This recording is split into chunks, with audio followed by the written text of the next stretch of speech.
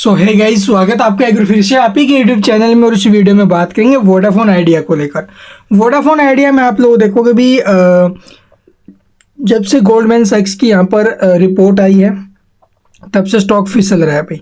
Previous trading session में 10% के करीब टूटा और आज फिर जो शेयर है वो 1% की गिरावट में हमें दिखाई दिया है। लेकिन मैंने पीछे भी आपको कुछ एक बातें बोली थी, रिपोर्ट वगैरह आती रहेंगी।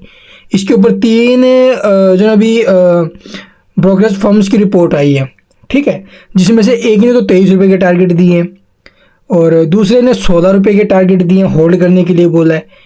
तीसरा आप लोग देखोगे 2.5 रुपये के टारगेट दे रहे हैं। इतनी बड़ी गिरावट को लेकर आगे के लिए उन्होंने बोल दिया तो स्टॉक में गिरावट बनी। तो किस पे विश्वास किया जाए? तो इसीलिए खुद पे विश्वास करो। कंपनी का आगे का जो लक्ष्य है, आपको टेलीकॉम सेक्टर किस प्रकार का देखने को मिल रहा है। अंदाजा है कि देखो टेलीकॉम सेक्टर जो है अभी के टाइम हमारा 5वें 6ठे नंबर पे आई थिंक है भाई, ठीक है, 5वें नंबर के आसपास है। आने वाले 2 साल में आप लोग देखोगे ये 4th जो है नंबर पर आ जाएगा। अभी 5वें 6ठे नंबर पर आई थिंक, मेरे को पक्का कंफर्म नहीं है, ठीक है, और ये 4th नंबर पर आ जाएगा 2026 के आसपास। और अगले 2 साल में आप लोग देखो 3rd नंबर पर आने की पूरी आशंका है। अगर टेलीकॉम सेक्टर में इतनी बड़ी ग्रोथ देखने को मिल सकती है, आप लोग समझो, अगर इतनी बड़ी ग्रोथ आ रही है टेलीकॉम सेक्टर में, क्या ये स्टॉक नहीं चलेंगे क्या भाई? आप लोग मेन कंपटीटर 3 ही है भाई इंडिया के अंदर। अभी वोडाफोन आइडिया है, ठीक है, जियो है और एयरटेल है। इसके साथ साथ आप लोग देखोगे बीएसएनएल भी आप लोग देखिए इस मैदान में उतरी हुई है अभी के टाइम। तो बीएसएनएल भी अपने जो कदम है वो फैला रही है, फुटप्रिंट्स।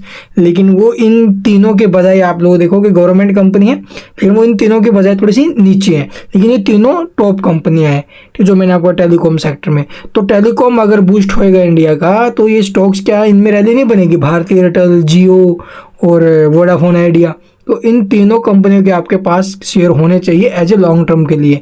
जिस प्रकार की हमारी ग्रोथ हमें देखने को मिल रही है टेक्निकली बेसिस पर आप लोग देखोगे, या फिर जिस प्रकार एआई फीचर्स आ रहे हैं, तो उनके लिए टेलीकॉम का तो देखो भाई, आपको पता होगा इंपॉर्टेंट है ये इन सब के लिए, ठीक है।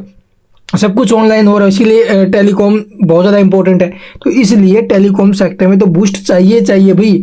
अगर इंडिया ये चाह रहा है कि हम 2027 में 3rd नंबर पर आ रहे हैं, 4th पर आ रहे हैं, किसी भी नंबर पर आ रहे हैं, तो उसके साथ साथ टेलीकॉम भी तो ग्रो करेगा ना। तो टेलीकॉम के ऊपर आपकी नजरें रहनी चाहिए और ऐसी खबरों फिर ऐसी जो भी रिपोर्ट वगैरह आती है उनके ऊपर ज़्यादा बिलीव नहीं करते हुए अपने लेवल्स पे ध्यान दो भी। आपने जो भी लेवल्स निकाले उनके ऊपर फोकस कीजिए, ठीक है। तो चलिए मैं आपको दिखाता हूँ भी आज कंपनी की तरफ से एक प्रेजेंटेशन, उसकी अपडेट आई है और उस प्रेजेंटेशन में बहुत कुछ हमें देखने को मिला है। तो चलिए देखते हैं। तो जैसा कि यहाँ पर देखोगे सीएनबीसी आवाज़ पर ये जो अपडेट है वो हमें देखने को मिले। कंपनी ने बताया साल 2024 में कहाँ से आई रकम और क्या है आगे का प्लान। तो कंपनी ने जो भी फंड रेज किया अब तक वो कहाँ से आया और उसका उपयोग किस प्रकार से करने जा रही है कंपनी, तो ये कंपनी ने सब कुछ बताया हुआ। तो 21,000 करोड़ आप लोग देखोगे रुपये जो अभी प्रमोटर्स ने निवेश किए हैं। टोटल 24,000 करोड़ रुपये जुटाए हैं, जिसमें से 21,000 करोड़ तो इन्होंने निवेश कर दिए हैं और बचे 3,000 करोड़ के आसपास है। उसका आगे क्या कुछ जो अभी प्लान है वो भी कंपनी ने यहाँ पर बताया है। अपने आर्थिक सेहत को वापस पटरी पर लाने की कोशिश में लगी वोडाफोन आइडिया ने निवेशकों के सामने अपनी रणनीतियां रखी है भाई। कंपनी आगे की ग्रोथ को लेकर आश्वस्त है। कंपनी ने अपना जो प्रेजेंटेशन सामने रखा है और जिसमें रिकवरी को लेकर उठाए गए कदमों और आगे की रणनीति की जिक्र किया है भाई। तो कंपनी का मानना है कि भारत के टेलीकॉम सेक्टर में बड़े अवसर मौजूद हैं और कंपनी इन अवसरों का फ़ायदा उठाने के लिए खुद को तैयार कर रही है। और इसी के चलते आप लोग 2024 में 24,000 करोड़ रुपए जुटाए हैं। तो इस 24,000 करोड़ रुपए में से 21,000 करोड़ तो इनके जो प्रमोटर्स है वो निवेश कर दिए इन्होंने।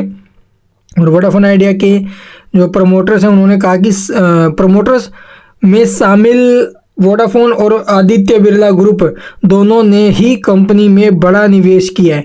कंपनी ने मई 2019 में राइट्स इशू के जरिए 25,000 करोड़ रुपए जुटाए थे, जिसमें से 17,900 करोड़ रुपए प्रमोटर ग्रुप की तरफ से थे। और अगले 2 सालों में प्रमोटर ग्रुप ने 7,000 करोड़ रुपए और जो अभी क्या बोलते हैं कंपनी में निवेश किए थे। प्रमोटर्स में शामिल आप आदित्य बिरला ग्रुप के पास लगभग 14.6% होल्डिंग है भाई और वोडाफोन ग्रुप के पास 22.6% होल्डिंग है। वहीं भारत सरकार की कंपनी में 23% हिस्सेदारी है। तो गवर्नमेंट नहीं चाहेगी कि ये जो कंपनी है वो इस कंपटीशन से बाहर हो। ठीक, तो इसलिए ये स्टॉक अभी भी, ये कंपनी अभी तक जो है यहाँ पर टिकी हुई है। तो आगे आप लोगों को क्या है रिकवरी की रणनीतियाँ, तो चलिए वो आपको दिखाता हूँ मैं। तो जैसा कि यहाँ पर देख सकते हो भी कंपनी ने कहा कि कवरेज और कैपेसिटी को बढ़ाने के लिए फोकस्ड तरीके से आगे बढ़ेंगे और 17 जो सर्किल में निवेश बढ़ाएंगे पर जोर देने वाले हैं भैया। ठीक है, और इसके साथ आप लोग कंपनी का अगले 3 साल के लिए 50 से 55 हज़ार करोड़ रुपए के कैपेक्स की योजना है। तो 50 से 55 हज़ार करोड़ कैपेक्स की योजना इनके आने वाले 3 साल के लिए। और इसके अलावा कंपनी एवरेज रेवेन्यू पर यूजर बढ़ाने के साथ साथ ग्राहकों को अपने साथ बनाए रखने के लिए भी कई पहल पर फोकस करेगी। इसी के चलते कंपनी डिजिटल इकोनॉमी के दौर में कंपनियों को उनके कारोबार चलाने में मदद देने के लिए कई बिजनेस सर्विसेज पर फोकस करेगी भाई। वही कंपनी नए अवसरों को कैश कराने के लिए रणनीति समझौतों पर भी फोकस करने वाली है। तो ये कंपनी की तरफ से अपडेट है। इसके अलावा आप लोग देखोगे भी क्या है कंपनी के लिए आगे के अवसर। तो वोडाफोन आइडिया के मुताबिक भारतीय बाजार में उनके लिए बड़े अवसर मौजूद हैं। उनके मुताबिक साल 2028 तक भारत दुनिया की तीसरी सबसे बड़ी अर्थव्यवस्था बन जाएगा, जिससे अवसर भी उसी के अनुसार बढ़ेंगे। वहीं भारत में ARPU सभी प्रमुख अर्थव्यवस्थाओं में सबसे कम है। ऐसे में यहाँ भी ग्रोथ के मौके बने हुए हैं। और भारत में जो एवरेज रिवेन्यू पर यूज़र है ARPU वो $2.1 है भाई। ठीक है, पर है।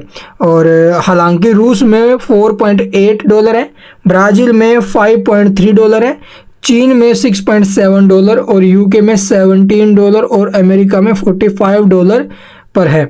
इसके अलावा कंपनी का मानना है कि भारत की डिजिटल रिवॉल्यूशन से कंपनियों के लिए नई ग्रोथ के मौके खुल रहे हैं। ऐसे में देखो भी ये कंपनी की तरफ से अपडेट है। टोटल ये आगे के अवसर हैं। तो इन सबको देखते हुए इस स्टॉक में एक अच्छा मूव बन सकता है। अगर आपकी होल्डिंग और आप लॉन्ग टर्म के लिए सोच रहे हो तो आपको 11 रुपये के लेवल के हिसाब से आगे के बारे में सोचना चाहिए। अगर 11 के नीचे में एक बार स्टॉक निकलता है तो भी देखो एक बार सेल कर देना चाहिए फिर तो।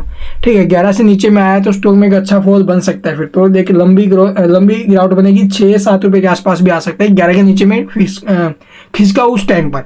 अगर 11 के ऊपर में शेयर है तो अपनी होल्डिंग मजबूत कीजिए। यहाँ पर फ्रेश एंट्री वाले देखो, या फिर आप लोग होल्डिंग बना के चलिए भाई, अगले 1-2 साल के लिए होल्ड करके चल सकते हो। ये भी सही रहेगा तरीका, जिसको एसएल वगैरह नहीं लेना है। और वहीं अगर आप लोग फ्रेश एंट्री के बारे में सोच रहे हो, थोड़ा सा वेट कर लो भाई, बॉटम वगैरह बनने दो, उसके बाद सही मौके रहेंगे। इसके अलावा कुछ पूछना कमेंट में पूछ सकते हो। और इस खबर के बाद कल के दिन एक अच्छा एक्शन हमें स्टॉक में देखने को मिल सकता है। Thank you for watching the video.